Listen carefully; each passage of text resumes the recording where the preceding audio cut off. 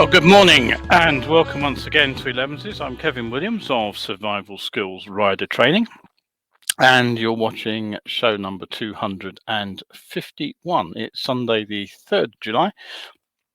It's a bright and sunny morning outside at the moment, which is pleasant. Temperature's sort of reasonable. Nice riding weather, I guess, out there at the moment. So, what have we got for you in today's show? Well, we're back to the usual mix of news and views. We will be talking about bike theft again and Scottish bikers protesting outside Holyrood. What to watch out for if you're riding in Spain this year. There will be unmarked police bikes out there for the first time ever. The highway code has adapted itself to prepare for self-driving vehicles. Whilst fuel prices have hit record highs again, the retailers are being accused of failing to pass on lower costs to consumers. The eRockit electric bike poses just one question: why? Whilst Salt's V8, there's only one answer to that: it's because we can. And finally, today's discussion point. Well, today, when showers make roads greasy and we feel a bit uneasy with the riding conditions. Perfectly timed, of course, because it is Wimbledon at the moment, and if there's one thing Wimbledon guarantees, it is rain showers. Right, so we've got Clive and Kevin both looked in, so good to see you guys. Thanks very much indeed for coming back once more. Now, before we go any further, we do have a little bit of housekeeping to do, so let's just get that out of the way. I do have a nice new graphic here for this, so hopefully you can read that. What's going on in the survival skills world? Well, first of all, the next online talk is on Wednesday coming up this week, 6th of July at 8 p.m. It's all about cornering, but it's specifically about fixing cornering issues. Now, corners do account, as you probably know, for the majority of open road crashes, and they do feature heavily in motorcycle fatalities. So this isn't the usual how to corner better advice that you'll find scattered all over the internet and in training courses across the world. This is an objective look. It's rather different. We look at what goes wrong, we look at how it goes wrong, we look at why it goes wrong, and most importantly, I'll be looking at what you can do to avoid getting caught up in a cornering crash. So it's genuinely life-saving advice. Do pop along if you possibly can. Don't forget, these talks are available on catch up for around 72 hours after they go out live. £5 is the cost for that. That's basically the price of 2.5 litres of fuel at the moment, isn't it? And currently, there are 2 rides scheduled for July 2. The rescheduled ride out from Epping into Essex is go for Saturday, the 23rd of July at 10 a.m. But on request, I've also fixed a date for an evening ride. So I hope a few people will be able to make this a little bit shorter notice. Wednesday, the 13th of July, that'll be 6:30 p.m. and that'll go out from St Albans in Hertfordshire. So not too far off the North Circular Road, not too far off the M25, easy access course to the M12. That'll head out into the Chilterns, and I'm hoping for a lovely evening ride in the sunshine if the weather plays ball. Now, use the Tiny HQ link. It's on the screen there. It's also in the preamble to the show to book either of those rides or the talk, or of course you could do all 3 if you feel so inclined. Right, so on with the show. Scottish motorcyclists gathered outside the Parliament building at Holyrood in Edinburgh on Friday last week to protest at what they described as out of control bike thefts. Now, Edinburgh is apparently something of a hotspot for bike theft, and last month 2 Yorkshire tourists who were visiting Edinburgh after riding the NC 500 route both had their bikes stolen from the city, from outside their hotel, I believe it was. So around 30 riders actually turned up at the Holyrood building in the capital to try to raise awareness of the issue. Now, they met with police outside the building and they discussed the problem for an hour. Now, I would love to see some positive progress from this, but I expect we'll see a rerun of the usual lock it or lose it advice that basically punts responsibility for bike theft back to the owner. Now, In Spain, the Spanish Director General for Traffic, DGT for short, has announced that it's introduced a fleet of 34 camouflaged motorcycles as part of what they are calling Operation Exit. I suspect the word used is not exit, but anyway, that's the English translation, which will be working to reduce the number of traffic accidents as Spain heads into its own summer holidays. Now, whilst the use of unmarked police motorcycles is common in many parts of the world, including the UK, of course, it's a first for the Iberian country. Now, Spain is a popular destination for riders, and a statement by the DGT on Friday, July the 1st, said that action had been taken to verify that people drive in a responsible manner. They added that the motorcycles will only be used in those areas with the highest accident rates, so I would expect to see them on popular biking routes. The camouflage motorcycles will only be in operation on weekends, and this is throughout summer months, and it is part of our pilot project. So right now, the DGT officers riding those bikes won't be able to issue fines, but what they will do is they will provide details of the infringement to the nearest police patrol, who will then issue the sanction for them. So additional measures in Spain that are going into use this year include 780 fixed radars, 545 mobile radars, 12 helicopters, 245 mobile and belt control cameras. I'm not quite sure what a belt control camera is. It sounds like something that would be used for a diet, but anyway, whatever. And astonishingly, 39 drones, 29 of which are actually capable of issuing you with a ticket. So you probably won't even see one of those, and you'll still get done. Now, the DGT says that the actions are being taken for one reason and one reason only: to make Spain's roads safer for those who use them. Now, don't forget, if you do miss the show, it goes out every day. Sorry, not every day. It goes out every Wednesday and every Sunday live at 11. And you can always catch up with the show, of course, here on Facebook after the event. Or you can head over to my YouTube channel, Survival Skills UK. Don't forget that all important UK on the end. And you can see all the shows over there in chronological order. Much easier to follow them over there if you want to, including last week's special, which I'll just come back to right at the end of the show. Anything else to say? Yes, 60-second safety videos are over there too, and there was a very special 60-second safety video on counter steering, a topic I thought I'd covered well enough earlier in the series, but I had to come back to it due to some misleading info on another YouTube video. I thought I would cover it. Now, following on from the highway code updates on pedestrians and cycling, which we had recently, a new section has appeared in the highway code already, and this one covers self-driving vehicles. Now, right now, the only vehicles with advanced driver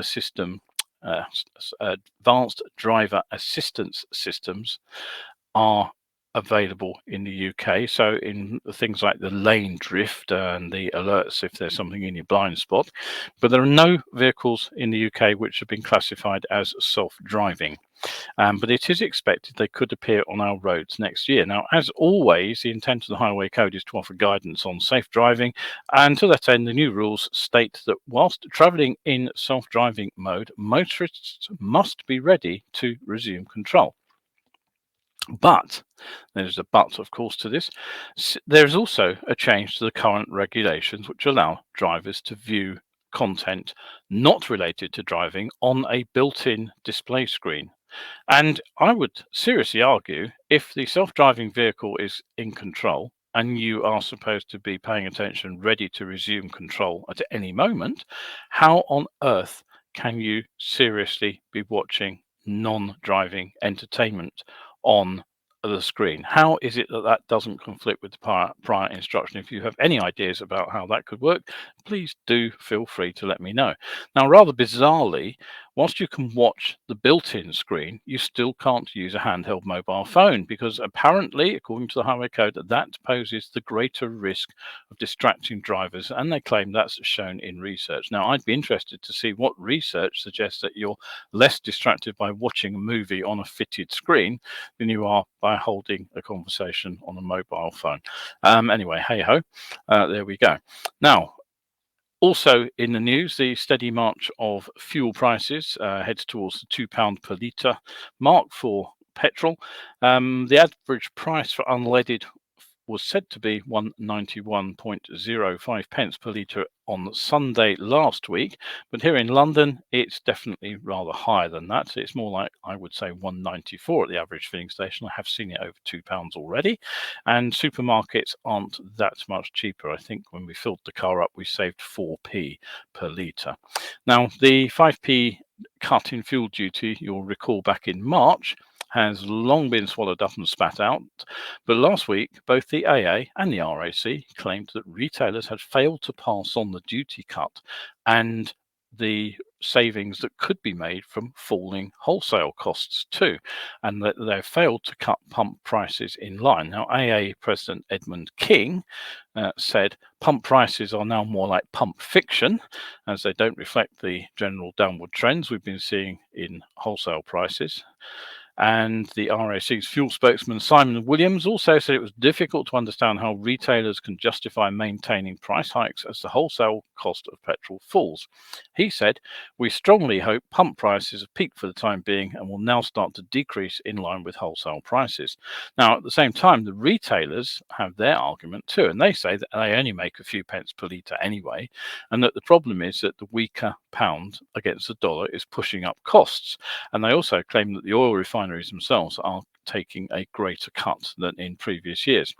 So the Competition and Markets Authority, the CMA, is actually investigating this matter, and they are due to report back to government about this on July 7th, so next week. The Chancellor Rishi Sunak said he appreciated the fuel duty cut was not being felt at the pumps and that he could consider further support. Now, last time round, he cut duty, which is paid on the petrol price bought wholesale, so the retailer gets a cut, but it's then up to the retailer whether to decide to reflect that in the price that they charge at the pump. As many people said at the time, a better route would have been to cut the VAT on fuel, because that price is added directly to the retail price, so it is reflected immediately at the pump. Now, one of the most depressing observations about the explosion of electrically propelled motorcycles, I would say personally, is the startling lack of innovation. Yes, we're looking at an innovative way of powering our two-wheeler, but there doesn't seem to be a great deal of inventiveness in how the motorcycle is put together. Now, by definition, the motorcycle must have two wheels. It must be one in front of the other. One of those wheels must be steerable. It needs clearly somewhere to store the energy. It needs a motor of some sort. It needs a transmission of some sort, and it needs brakes to stop it again. And both ends ideally come with some suspension to soak up the bumps. And yes, the rider does have to sit somewhere handy on the bike to control the thing as it moves.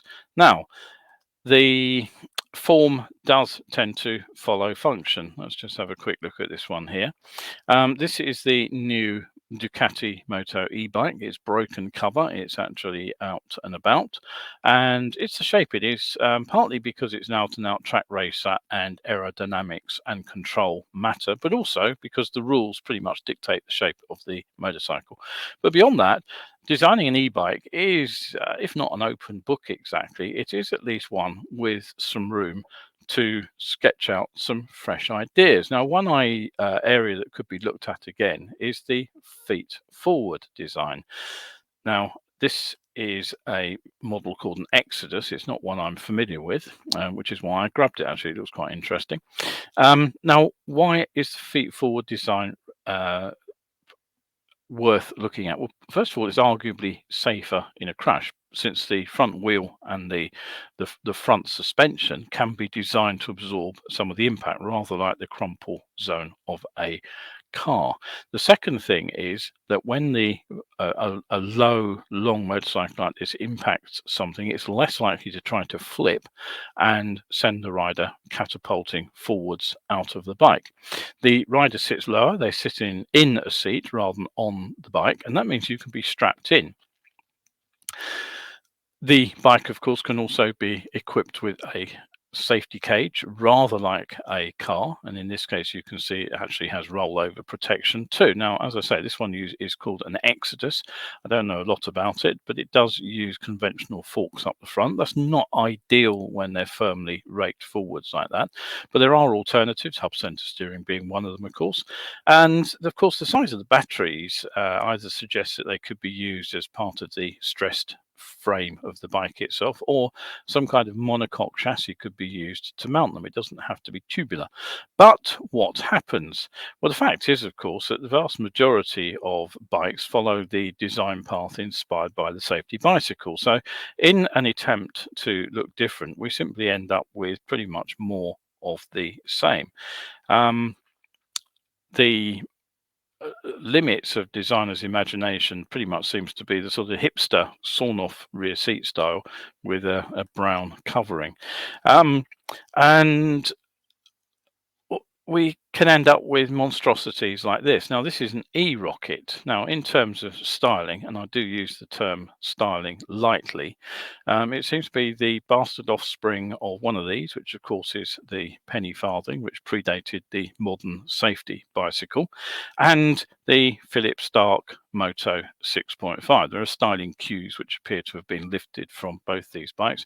The world famous designer who designed the Aprilia here, the 6.5, apparently took one of his own kettles as a design, or might have been a teapot, I'm not entirely sure, as the design cue. If you look closely, you can kind of see what I mean there. The seat forms the spout.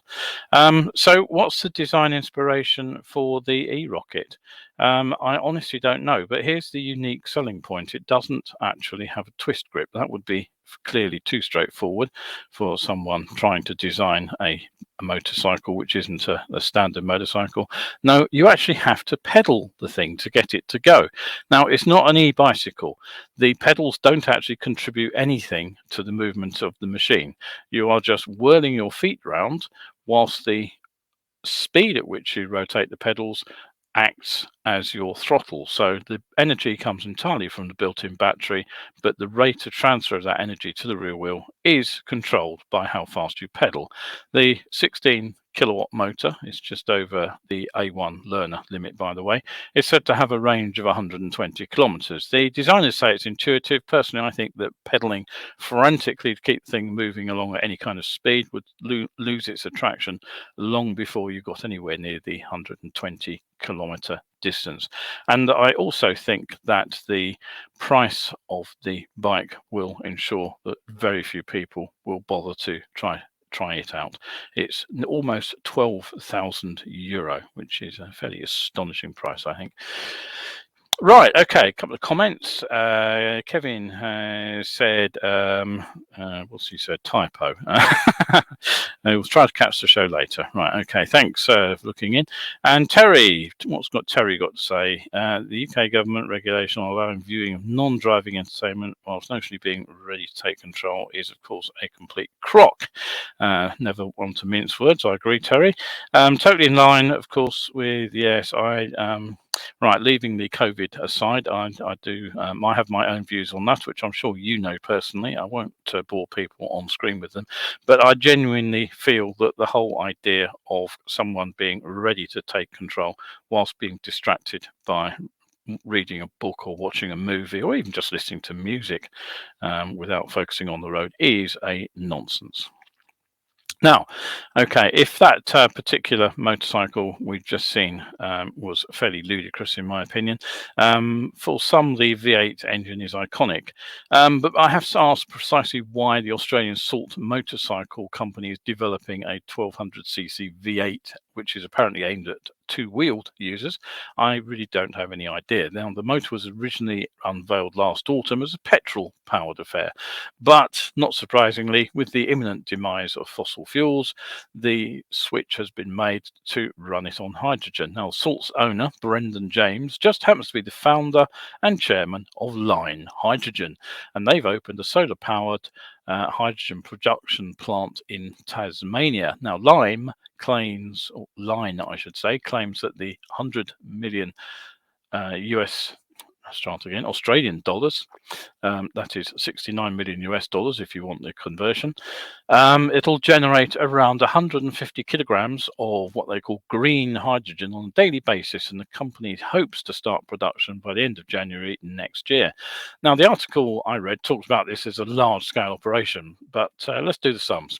2 kilograms of hydrogen is very roughly the equivalent of 4 gallons of petrol. 18 litres for those of you who think that way, which is about a tankful of fuel for the average motorcycle. Now, that means that those 1,500 kilograms of hydrogen would be enough to fill 750 bikes once a day, or about 50 cars. Now, if hydrogen is going to take off, I think we need a somewhat larger scale operation than that. That really is pretty small beer. Right, okay, so don't forget, if you do enjoy the show, you can head over to my coffee page where you can read hundreds of better biking articles. If you support me over there, £3 buys me a coffee. There are a bunch of new ones have just gone up this morning, all available to supporters and subscribers. So there are plenty of free items over there as well to give you a flavour of what it's all about. But essentially, it's all my Facebook articles from 2012 in the Skills on Saturday and the Tips on Tuesday series, plus various others, including very specific advice on riding corners, incidentally, which is where we're going next, but in a slightly different way to normal. Right, okay, so it's time for today's discussion point. And this is all about what to do when showers and wet roads make us feel uneasy. Now, look at the date. It's early July. Look what's going on in the calendar. It's Wimbledon fortnight. We're bang smack in the middle of that now. And what does that mean for the weather? It means it's the English monsoon. It's the time of the year when the sun is strongest, it's highest in the sky, and that means it's heating the ground very strongly, and it heats the ground for a long time. But the air is actually still relatively cool. Now, if it happens to be moisture laden at the same time, that means rising air is formed, and what that does, of course, is produces clouds, and that is a recipe for fast moving summer showers and, of course, thunderstorms. Now, whilst the cloud formations can be very beautiful, when you see something like that on the horizon, the first thing I'm thinking about is there rain falling from underneath it? I just haven't put the picture up. Let's put the picture up. There we go. It's a rather lovely photo of a cloud. So we need to be aware of where the weather is. Now, that kind of cloud, if it builds a little bit more, it could turn into a fairly powerful storm. There looks to be, in the background behind it, there looks to be a thundercloud starting to build. Now, the thing about these showers and these storms is that they often travel in bands, and either side of that weather, it's almost always dry. And of course, there are gaps between the individual rain clouds, even when they travel in a band. So it's entirely possible to pass through a line of active storms and never ever see a drop of rain, just the big clouds on the horizon. And even if we do ride into an area where it has rained, the heat of the sun, of course, will dry the surface in minutes. But of course, we may not be so lucky. We could encounter wet roads. Now, just a few days ago, somebody wrote on my regular bike forum, it's odd how, when it's a shower, I feel more uneasy, whereas if it's steady rain, I feel okay. Well, the answer is very simple. Showers mean that the road conditions under our wheels are constantly changing, and that means we're constantly trying to recalibrate between dry, damp, and wet roads. Now, if fine weather turns to steady rain, that's relatively easy to deal with because the road just gets wet. And once we've actually recalibrated to riding on the wet surface, all we really have to be alert for is if the road surface underneath that wet layer is particularly slippery or not. Now, I was down in the south of France. It was the year that the Bol d'Or, actually, the bike race, was brought to a halt in the middle of the night by torrential rain. I think it was 1988. And that Saturday night was actually the evening the weather broke. We'd ridden down in blazing heat. There was a bit of a shower just about dusk in the evening, and then it tipped down overnight. And although it was dry on the Monday morning when Andy and I had a session out on the circuit, it rained most of the way back to Calais. The heat had gone out of the weather, and we were into a wet spell. But we carried on with our planned route. We booked a few days off from dispatch riding, our work day jobs, and so we took some days to ride back. And our route took us through the Massif Central. Now that's a lovely place to ride, but it is full of twisty roads, which of course is why we'd aimed for it. Now the rain wasn't particularly heavy, but it was pretty non-stop. It was pretty much wet when we got up in the morning, it was wet while we were riding, and it was wet when we went to bed at night. And after the initial, well, this is a bit pants reaction, we both just had to get on with it. And actually, both Andy and I had also miscalculated, rather interestingly, on tyre wear. And the ride down had finished one tyre on each bike off. I had pretty much a front tyre which was almost worn out on the shoulders, and Andy had a rear tyre which was virtually down to the wear indicators on the rear. So we were both a little bit nervous about those near slick tyres as we splashed through the puddles on that Monday after we'd done our track session. But by the end of the second day, when we were deep into the middle of the mountains, I was actually really beginning to enjoy myself. Now, looking back on it, pushing the bike quite hard in the wet was probably a little bit stupid. There was a lot of sheer drops off the hairpins there, but it's still actually one of the most enjoyable rides I've done. And the reason for that was it was so wet for so long, we got used to the conditions. We could actually feel what the tyres were doing underneath us. But by contrast, I was out with the old CompuServe group in the Vosges, probably something like about 10 years later. And remarkably, on this occasion, it had actually been a very dry spell of weather indeed. It had been a dry late winter, it had been a dry spring, and it had been a dry early summer. And despite working full time by then as a bike trainer, it was actually some months since I'd actually ridden in the rain. Now, day one, of course, we set off and we headed up into the mountains away from our hotel, and almost immediately there was a shower of rain. And about 30 seconds after it started to rain, it felt like I had a really lurid slide. And what I was actually doing at the time was I was riding over a little narrow bridge, the little lane we were on. It went sort of over a river, well, more of a stream actually. There was quite a tight turn onto the bridge, quite tight turn off, and it was a narrow bridge. And just as I leant into the first part of the S-bend, the back wheel let go. Now, it was probably just a bit of a twitch from the rear tyre, but I wasn't expecting that to happen. And at the time, it felt like a huge slide. And not surprisingly, I tensed up. And that completely wrecked my morning's riding, the combination of slide and tenseness.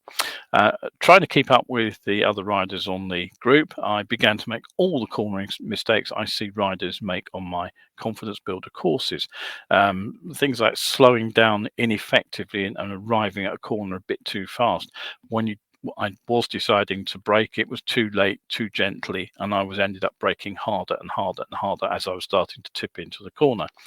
Having done that, I was steering too early. I was tipping into the corner too soon, and that means you run wide on the exit. Basically, it's the what I call the clusterfuck of cornering errors. Now, the more of these mistakes I made, of course, the worse my riding got, to the point where one of my buddies on the ride actually came over to me at a mid-morning stop and said, "What's wrong with your riding this morning?" Now, we got to our lunch spot. Everybody else sat down and had lunch. I took myself off to a quiet table and I just thought myself through the problem. And basically what I did was I rebooted. I mentally ran through all the things that I tell riders to do, how I coach them into improving their cornering ability when we're out on the road running one of my confidence builder courses. And when we actually got back onto the road, rather than ride mid-pack where I had been on the way out, I went to the back. I told the guy behind me I was going to ride at my own pace, and he said, "Fine, you do what you want. I'm quite happy. I'll just follow along looking at the scenery." So I slowed down, and what I did was I went back to basics. I did exactly what I coach riders to do on my confidence building courses. I started to ride a little bit slower. I started to use the brakes more positively and early, even if I didn't think I needed them. I made sure that if I had finished braking, I'd finished braking in plenty of time to get the throttle on well before I actually started to steer for corners. I then made sure that I was consciously counter steering to deal with the turn in, and also to adjust my lean angle if the bend changed radius in the middle of the turn, rather than trying to do it with the throttle. And I made certain that, having got the bike upright, that was when I got the power on, not mid corner. Did it work? Well, it did. Within 30 minutes, I could feel myself relaxing, the tension dropping out of my shoulders. That's where you normally feel tension, shoulders and neck. And the timing of my inputs was back. And what was interesting was the speed was starting to come back. And basically, within an hour, I was back to normal. Just about, of course, the time that the roads dried out again. We were out of the shower zone and we were back on dry roads. Now, the point being, anyone can be detuned by patchy wet roads and an incident of the sort that I'm talking about here. Even me, after all my riding experience. So the answer is not to try to fight through it, not to try to push and think it will just go away. The answer is to take that anxiety as an indication that you need to make some positive steps to break through that. Simply trying to bull through problems like this is just going to make things worse. So the answer is two-part. The first part is, as so often when we're having any kind of issue riding the bike, even mental ones, slow down. That not only gives us more time to make decisions, it also means we're conscious that we're not so close to the edge of grip on a wet surface, and that alone will take a lot of the pressure off. So first thing, just slow down. Second thing is go back to basics and talk yourself through the steps that you need to corner. Break those corners down into the steps that you need. Slow in, cautiously round, faster out. And basically, I've got a lot of experience running these kind of courses for riders with issues. And I can honestly tell you that if you work on re-establishing those basic control elements right from the beginning, even an experienced rider will rebuild their confidence fairly quickly. So that is my potted guide to dealing with patchy wet roads. If you do want to think about getting some help for your own problems, if you're close to me, anywhere in the London, Southeast England area, Confidence Builder course is not too far away from you. If you're online and you're too far away to do a course in person on the bike, you can always book an inexpensive online coaching session. You will be surprised at what you can get out of it. And the key point of this is I will give you some practical riding exercises that you can try out on the road for yourself to see how they work. Right, okay, so Terry says he says that Christchurch forecasts are pretty accurate. So yes, modern actually forecasts are pretty accurate. I can generally time a training course if I need to deal with the weather. Right, so okay, next week discussion point is a sort of a follow-up to this. I've talked about what to do on sort of slippery wet surfaces, but what if the roads are actually flooded by torrential rain? You know, if you are unlucky enough to be caught by a big thunderstorm, we can get some serious rain come down. So next week's discussion point is about riding in flooded conditions and about aquaplaning too. What it is, where it happens, what to do about it, and why I don't think you should worry quite so much as many riders do. So put that date in your diary and tune into Sunday's 11s, which will be 10th of July for that item on flooded roads and aquaplaning. So that's it. Just a final reminder, if you missed Wednesday's show, It was the 250th special edition, and I used it to look at some products that I actually use personally and rate highly.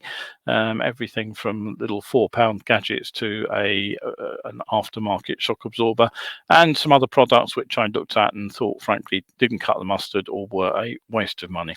I'm pretty sure you'll find that a good 45 minutes of viewing if you missed it first time round. So that was show 250, which went out last Wednesday. Right, so that's pretty much it. Don't forget the talk on Wednesday evening. I would love to see some of you online for that. Don't forget it is available 72 hours after if you can't make it live. And there are the 2 July mini ride outs, one in the evening and one during a Saturday morning. So that's it from me today, Kevin Williams of Survival Skills Rider Training. Thank you very much indeed once again for watching Elevenses. And if you are out on the bike today, please make sure you stay shiny side up.